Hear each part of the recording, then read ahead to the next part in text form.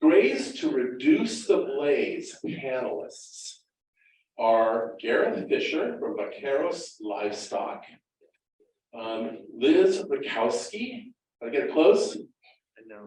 Allison Rofe, and Claudio, and I'm assuming it's Nunez, isn't it?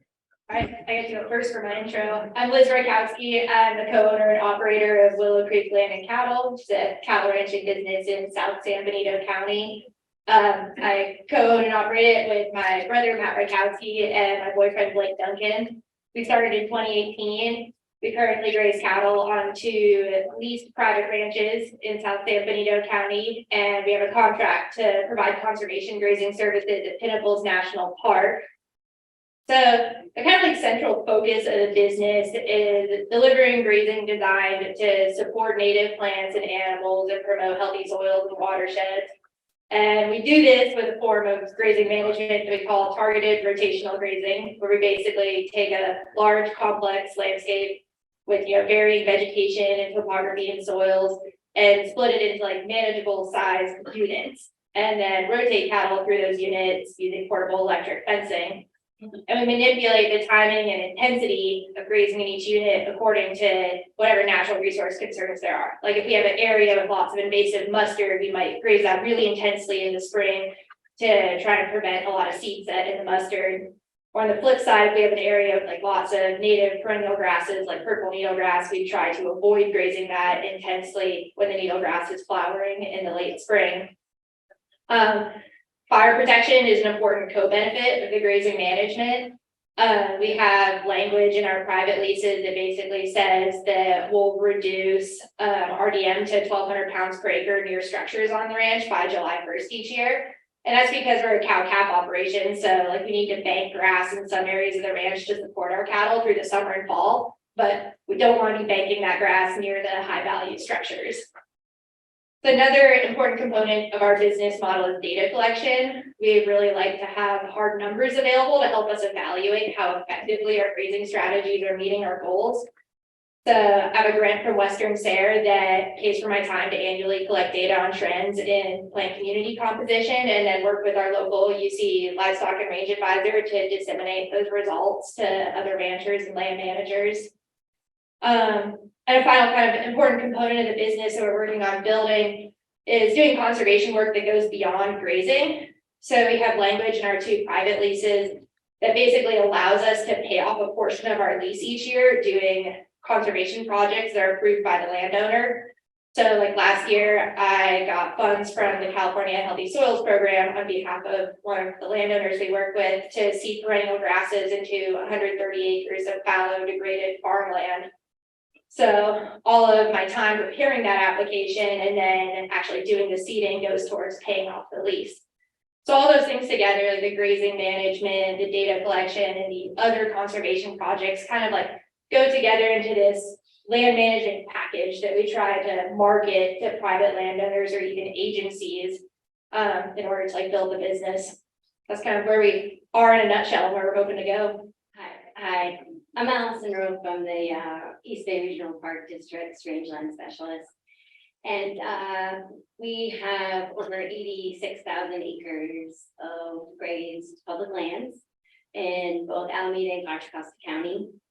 We have over, I think we have about 44 different tenants, 70 licenses, and it's a lot.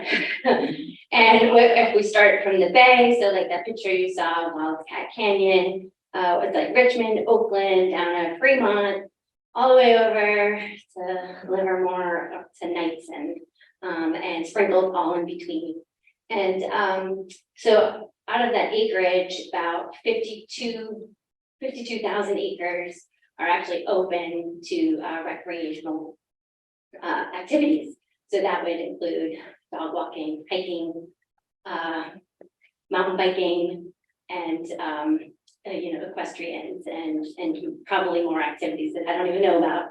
And then the other portion, about 34,000 acres, is land bank, which means that it's just not open to the public yet. So some of our main goals for grazing, it is deemed conservation grazing in our license, but it's to first and foremost, it's to minimize wildfire risk and brush encroachment. And also maintaining our grasslands, whether that's native pockets of our grasses or just annual grasslands, just our grassland, because that enhances our wildlife habitat. And, you know, habitat connectivity is super important. So that's valuable. It's to reduce or just to control weedy vegetation and also like water habitat, wetland habitat and whatnot. And yeah, I don't know what else to talk about. There's a lot. Last year we put in over $1 million worth of rangeland improvement projects. That was quite a bit. It ranged from stock pond restoration to fencing to corrals to wildfire repair for the fencing. I think some of you talked about that. We do a lot of work. We really rely heavily on our relationships with our tenants and our park staff to get the work done. We really rely on NRCS and our tenants applying for those programs. So we have programmatic permitting that allows us to do some of this work. We do charge on an AUM basis that fluctuates year to year, but we do reimburse all of our tenants for these improvements that they make. We don't have a rent credit kind of model. We have a different type of model. And yeah, and Gareth is one of our tenants. I'll just plug that out there. Hi, everyone. So I'm Claudio Nunez. I'm the grazing program manager at the Santa Lucia Conservancy. And every opportunity to run livestock is obviously a special and unique thing. And I got some really special and unique opportunities at our place. So it's a historic Mexican land grant ranch. There's actually two separate ones that were combined in the early 20th century. So we have 20,000 acre land base. And in the 1990s, they woke up to the idea that it's worth a lot more with homes on it than it is with cattle on it. And so it was sold to land developers. And a deal was struck between the land developers and the county that 90% of the land base could not be developed and had to be stewarded by an ecologically minded entity. So I work for a nonprofit that stewards all of the land in between essentially billionaires' third homes in the mountains behind Carmel.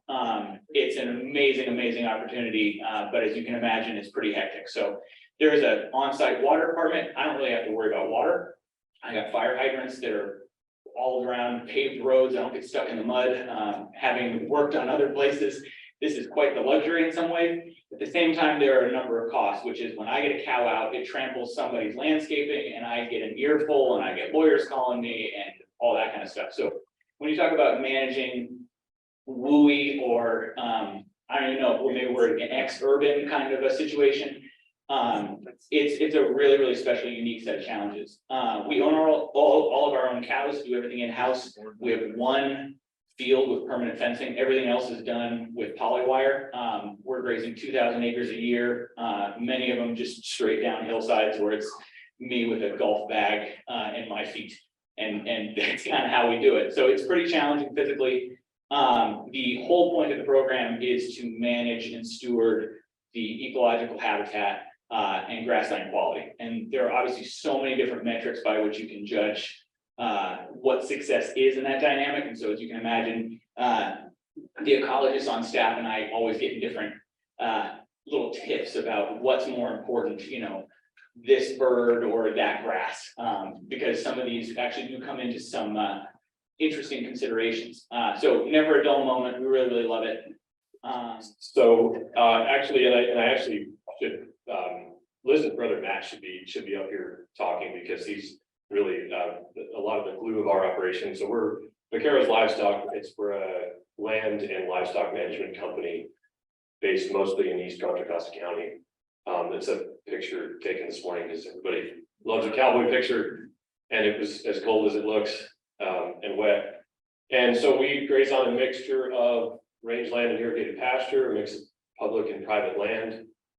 We've been around about 10 or 12 years. We do a lot of, as Robert Irwin was referring to earlier, a lot of custom grazing. We've kind of made the decision, which doesn't work for everybody, but it just kind of fit what we were doing, to silo our land management and leasing company from our livestock ownership company.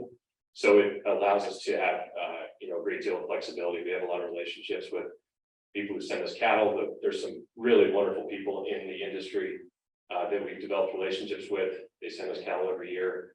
We also have some of our owned livestock that are a mix of, we're primarily yearlings during the winter right now with some cow-calf pairs, and then we do some summer grazing as well, both on the dry and on the irrigated.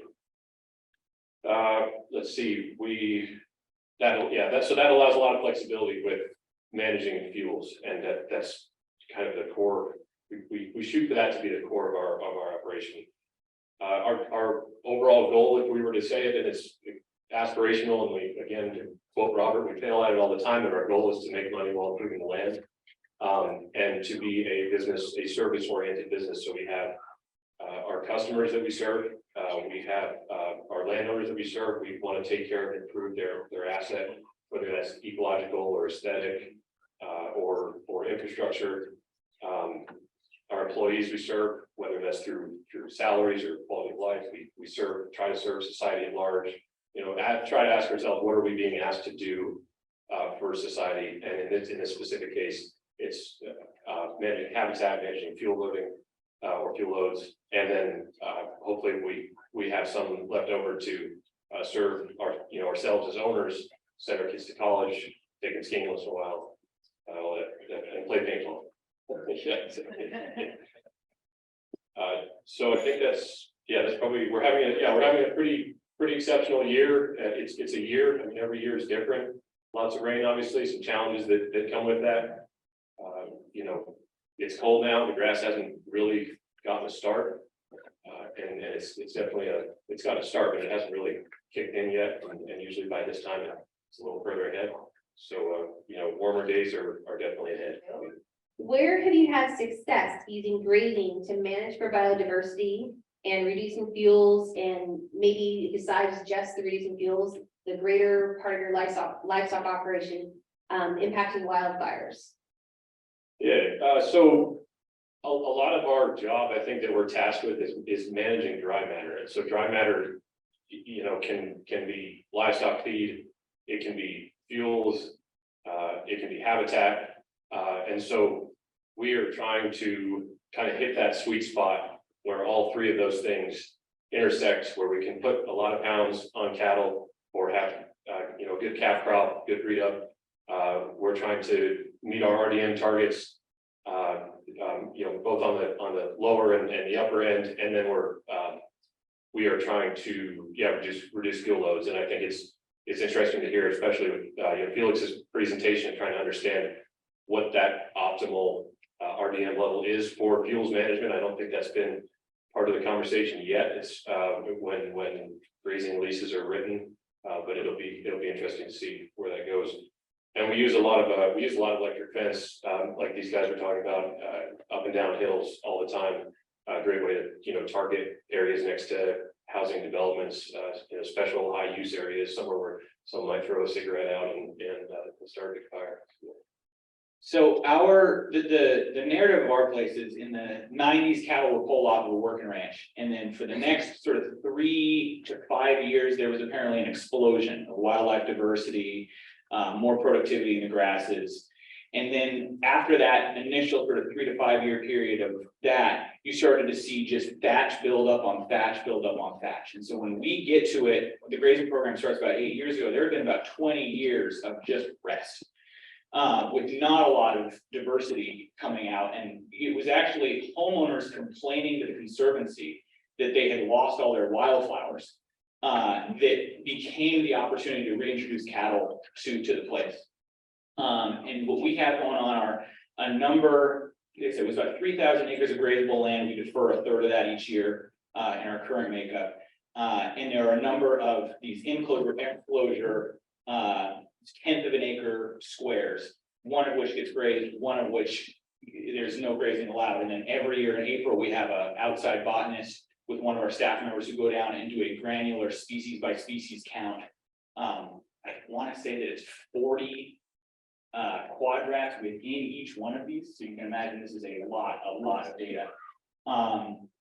We are currently under review for a published paper in Applied Vegetation Management. A little plug for an obscure periodical. During the course of this, we have seen some increases in native forests. We've seen decreases in a number of the different sort of big four annual grasses. Rick growing being the first one. We're actually losing the greatest portion of, which feels pretty good. Among the ecologists in our place, they're like, well, yeah, but you're substituting with Italian rye. We're actually seeing increases in that. As a grazer, I'm like, hey, that's a much better forage crop. That's going to stay greener longer for the year. It's got more root mass. It's better for infiltration. There are a bunch of different ways you can look at that. Like I said, every one of these questions, I think, has like 15 different answers to it, many of which are kind of competing. But yeah, I think that we have reduced clearly a tremendous fuel burden on the place. It being relatively little human,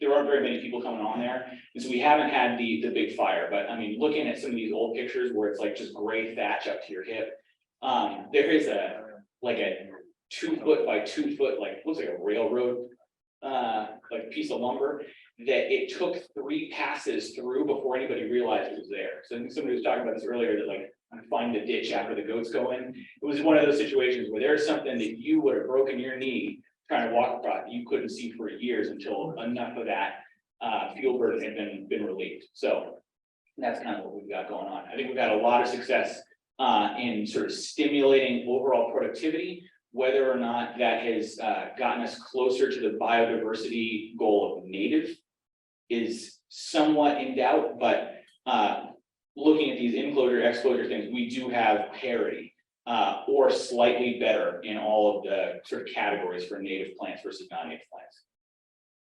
So as I mentioned, we have these kind of permanent monitoring plots where we look at trends in plant community composition, trying to like piece together how well we're managing grazing for biodiversity. And what I've kind of found so far is that the targeted rotational grazing is really effective at managing invasive plants like yellow star thistle, togolody, black mustard. A key focus of our project at Pinnacles National Park is managing summer mustard with the cattle, and we're only 1 year into that project, but so far the data is pretty promising. So I think cattle are kind of like a home run for that. The native plants question is a little more difficult. I've found that in wet years there'll be lots of native plants, and in dry years there won't. And even for the perennials, perennial grasses will be huge and cover lots of ground in the wet years, and then in the dry years you'll barely be able to see them. So it's really hard to disentangle the effects of grazing and the effects of just variable rainfall in California. But I do think as a manager, it's really important to think about this, because how cattle respond to a landscape changes depending on the climate year to year. In wet years where there's tons of annual grasses, cattle aren't really interested in eating things like purple needle grass, but in dry years when it's the only green thing in May, they will hammer it. So we have to kind of be careful of that as land managers. In general, I think fire protection is pretty successful. Nothing's burned down yet, and our grazing targets are pretty compatible with fire protection. For the project at Pinnacles National Park, the target is to graze down to 800 pounds per acre RDM, which obviously provides a lot of fire protection value. One challenge I've had on private ranches is that a lot of landowners don't want their property grazed very intensely. They want the nice bucolic green look in the spring. They don't want to see bare ground in the summer.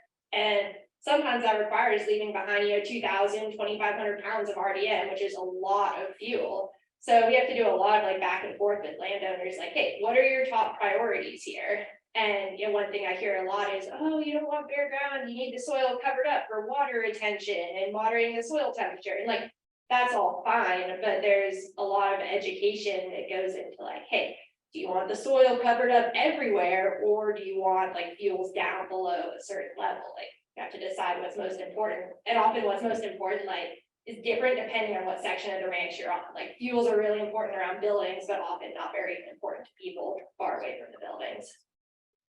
Right, so I think Claudio said it, and it's public lands grazing. It's definitely a challenge, especially when the public thinks they know more than you, and you're the expert.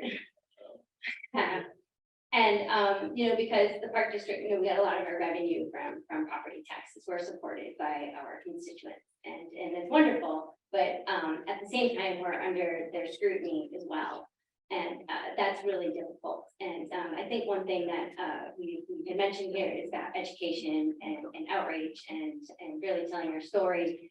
And you know, if we do not graze in our parks,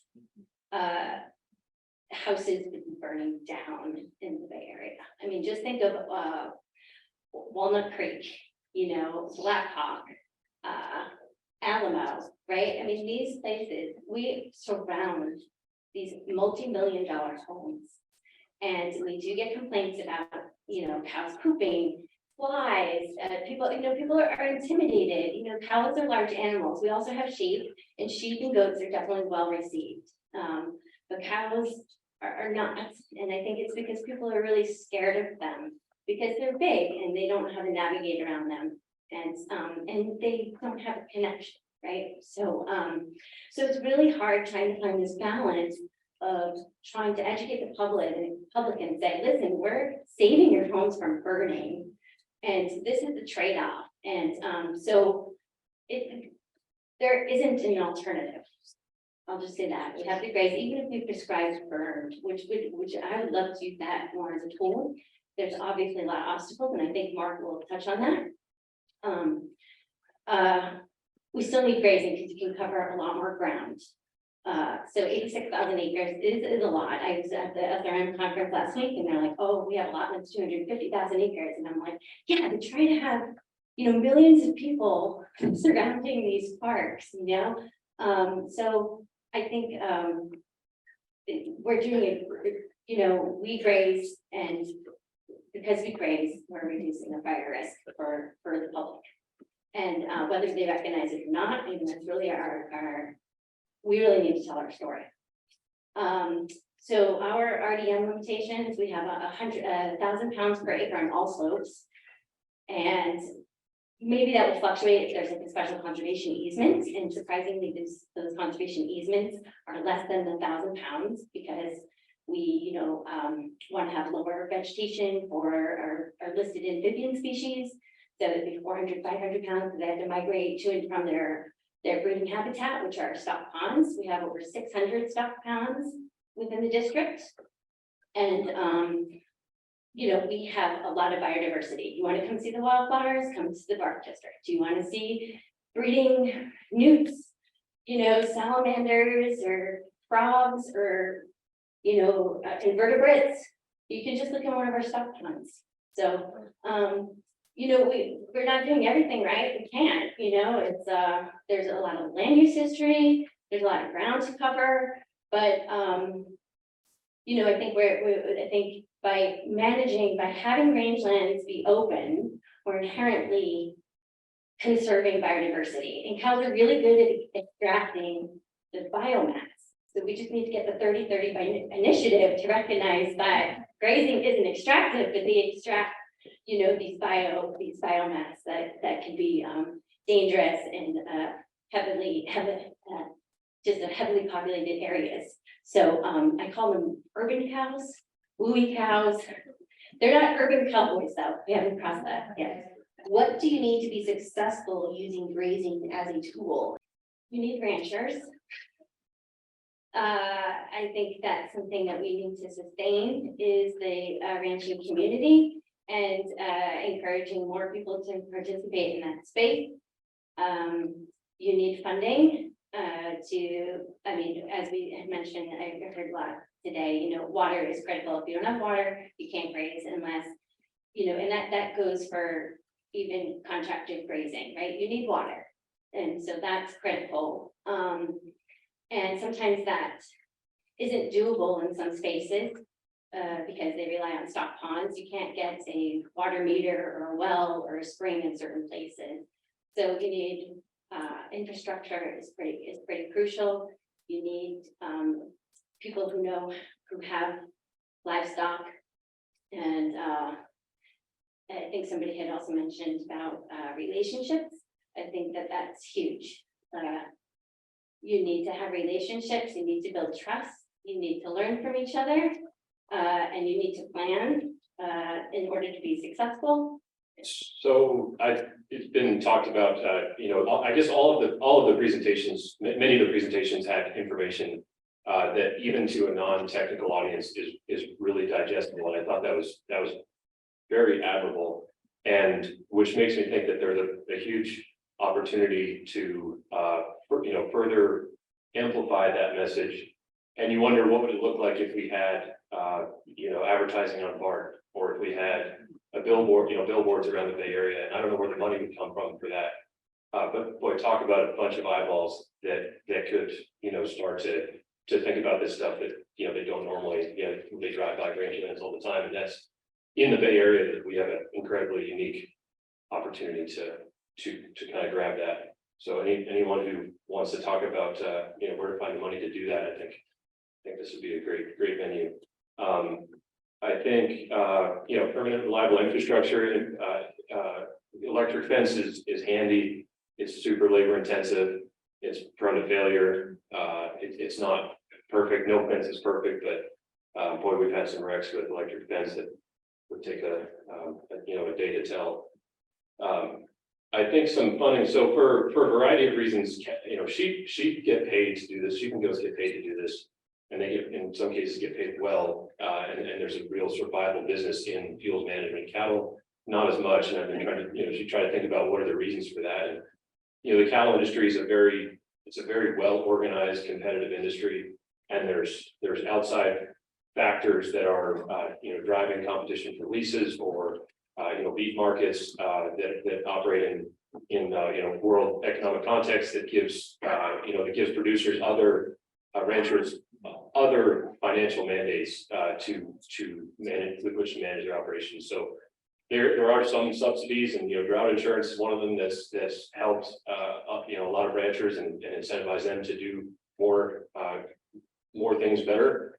But so far, ranchers are not being paid directly for biomass reduction. So if society values it, maybe there's a value you can put on it for ranchers.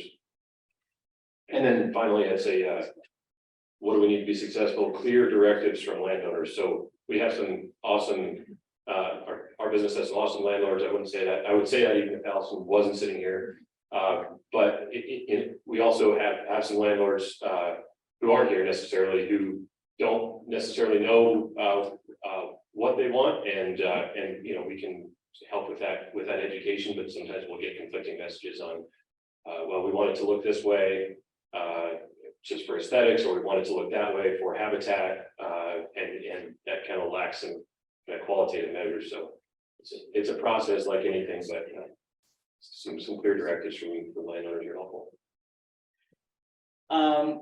Yeah, it's a very interesting question, because I think that a lot of these things are sort of balancing acts, right? You can use infrastructure or you can use labor. And either one of them is an acceptable way to get the job done, but you have to have enough within that balance. And so for us, having folks that are willing to sweat out there and carry bags of fence and put it up.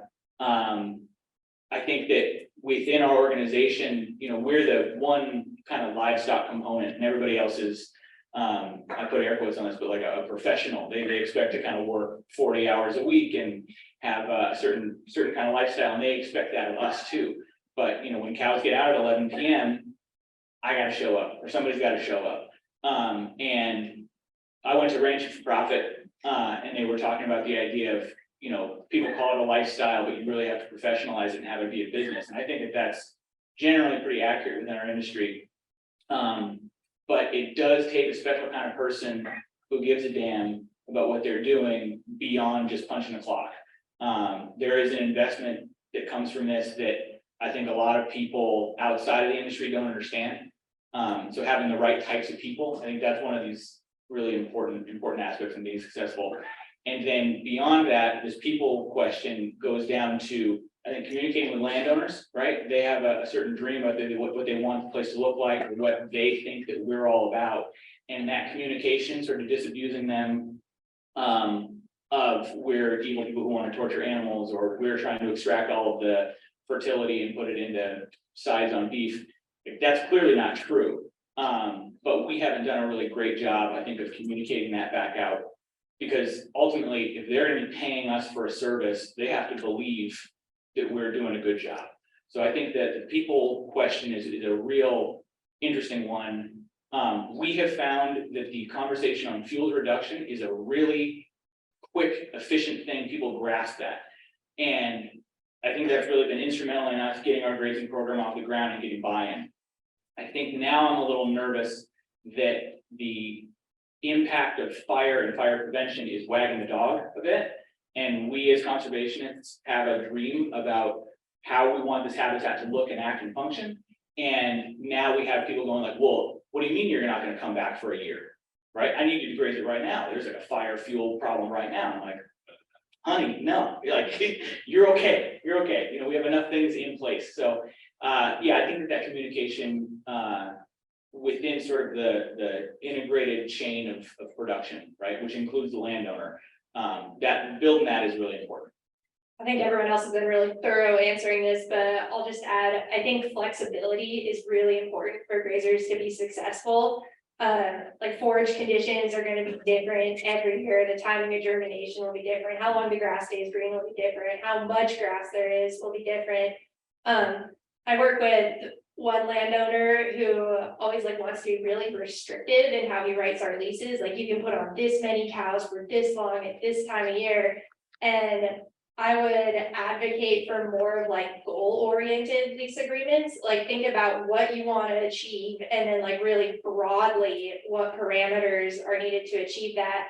And then understand that, you know, kind of all plans fail in the face of drought or whatnot. And like grazing operations, it's all based on live animals that don't always do what you want. You know, they get sick, they get hurt, they break fences. So grazers like need a lot of flexibility in order to be effective at what they do. What do you see are opportunities in the future in this field? I think Gareth gave a really good answer to this, that there's this, you know, broadening interest around valuing grazing to reduce fuels. That's a huge opportunity.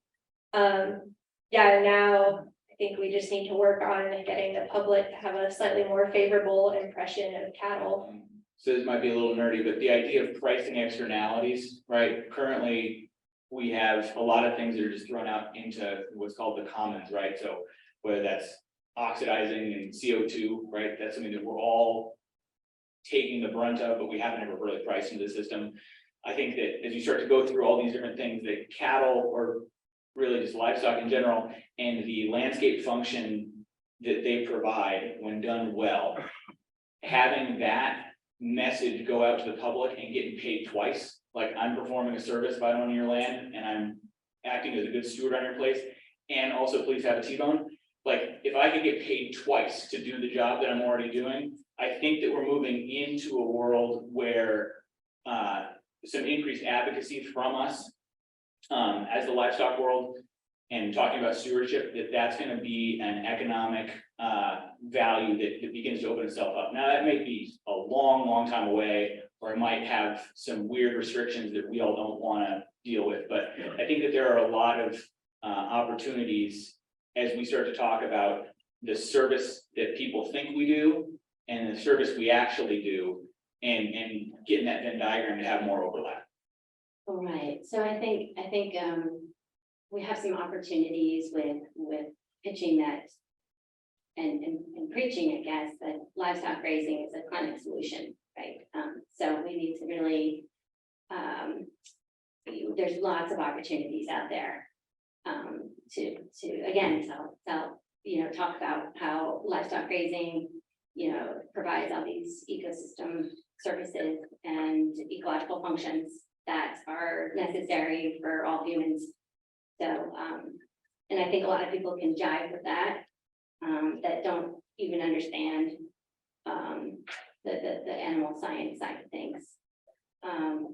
I also think that there, this will happen, like Roxanne has that complicated question.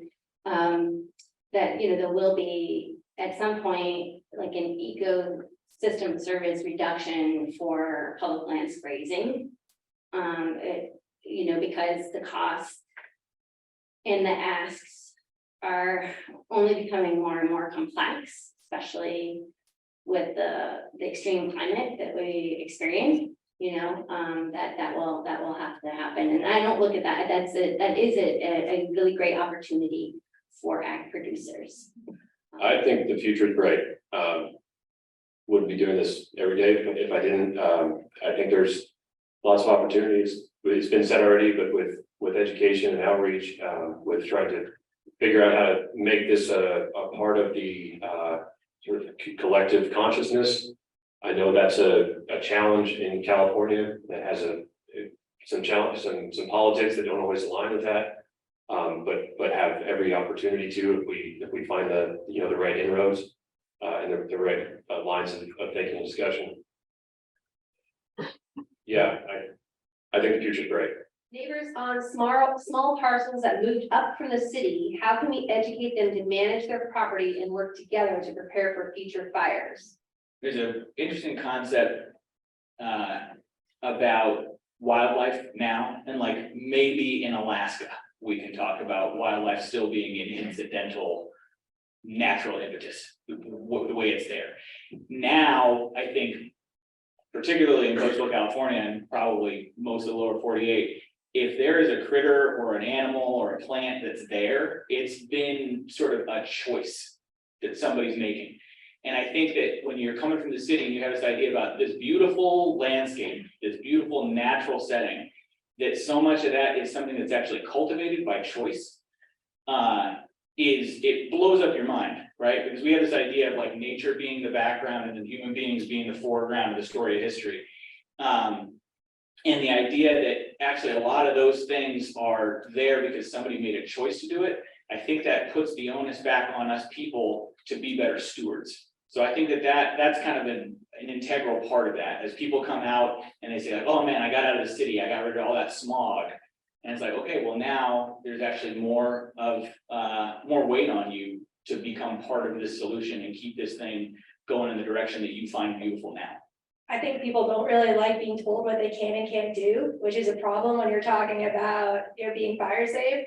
So one of my strategies is that I just always try to communicate to landowners or visitors I meet on Pinnacles, like what I am doing. Like, hey, it's dry, so we're not running, the ATV across this field with tall grass, or, it's a red flag warning day, we're not running the chainsaws or whatever. And people like kind of soak that in and are like, oh, maybe I should do the same thing. Like now I've learned something. So that's been helpful for me. I think the best